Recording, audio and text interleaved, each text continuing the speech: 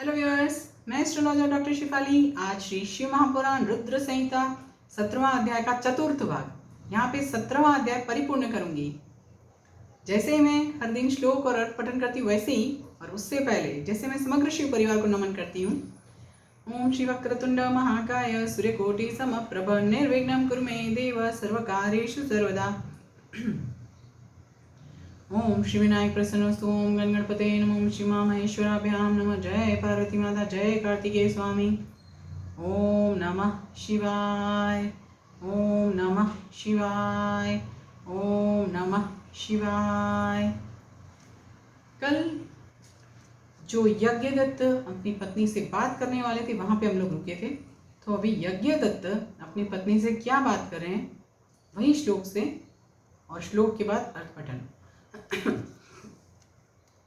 यज्ञदत्त उवाच दीक्षितायनी कुत्रास्ति दूर्तो गुणनिधिः सुत अथ तिष्ठतु किं तेन क्व सा मम शुभोर्मिका अंगोद्वर्तनकाले या त्वया मे अंगुलितोरुता सा त्वं रत्नमयीं शीघ्र तामानीय प्रयच्छ मे इति श्रुत्वाथ तद्वाक्यं भीता सा दीक्षितायनी प्रोवाच स्नानमध्याह्नि क्रियां निष्पादयन्त्यथ व्यग्रास्मि देवपूजार्थम् उपहारादिकर्मणि समयो अयमीति ग्रामेदतिथीनां प्रियातिथे इदानीमेव पक्वान्न करणव्यग्रया मया स्थापिता भाजने क्वापि विस्मृतेति न वेदम्यहम्।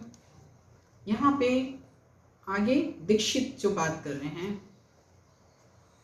दीक्षित उवाच हम हे सत्पुत्र जननी नित्यं सत्यप्रभाषिणी यदा यदा त्वां सम्पृच्छे तनयः क्वं गतस्त्विति तदा तदेति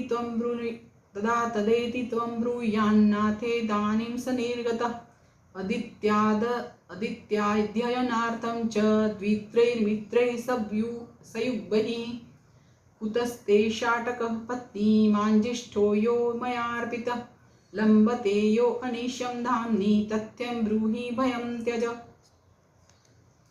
यज्ञदत्त बोला, हे दीक्षितायनी धूर्त पुत्र, गुणनिधि कहाँ है? कहीं भी बैठा हो उससे क्या लाभ है? वह मेरी सुंदर सी अंगूठी कहाँ है? तुमने मेरे शरीर में तेल उपटन आदि लगाने के समय मेरी अंगुली से जिसको निकाल लिया था, उस रत्न जड़ित अंगूठी को लाकर शीघ्र ही मुझे दो। उसके इस वचन को सुनकर वह दीक्षितायनी भयभीत हो उठी और बोली, इस समय मैं मध्याह्न काल की स्नान क्रियाओं को संपन्न कर रही हूँ।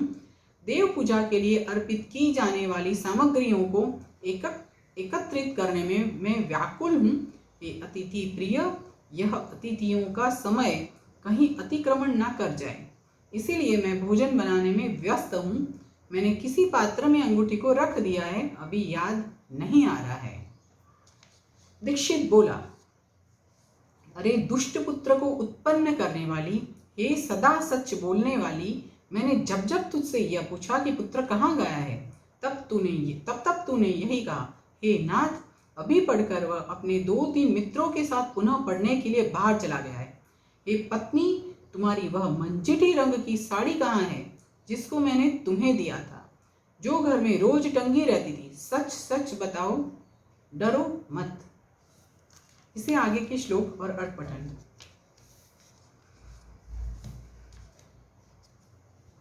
साम्प्रतं नेक्ष्यते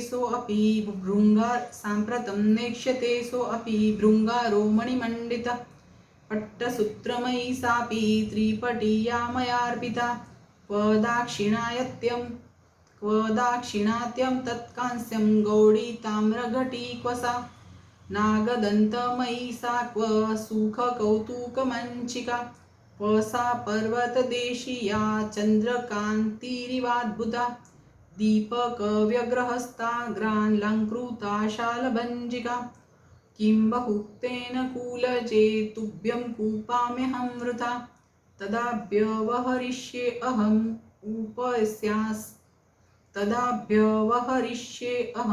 उपयस्याम्यहं यदा अनपत्यो अस्मि तेनाहं दुष्टेन कुलदूषिणा उत्तिष्ठानय पार्थस्त्वं तस्मै दद्यां तिलाञ्जलिम् अपुत्रत्वं वरं नॄणां कुपात्रात् कुलपांसनात् त्यजेदेकं कुलस्यार्थे नीतिरेषा सनातनी स्नात्वा नित्यविधिं कृत्वा तस्मिन्नेवानि श्रोत्रियस्य सुतां प्राप्य पाणिं जग्राह दीक्षितः।